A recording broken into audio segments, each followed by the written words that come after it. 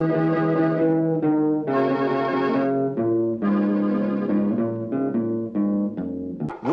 அறிந்தால் நீ உன்னை அறிந்தால் உலகத்தில் போராடலாம்.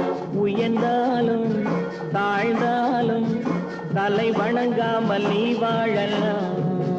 மானம் பெரியதென்று வாழும் மனிதர்களை மான் என்று சொல்வதில்லையா?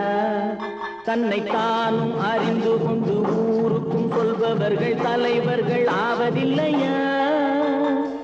பெரும் சபைகளில் நீ நடந்தால் உனக்கு மாலைகள் விழ வேண்டும்.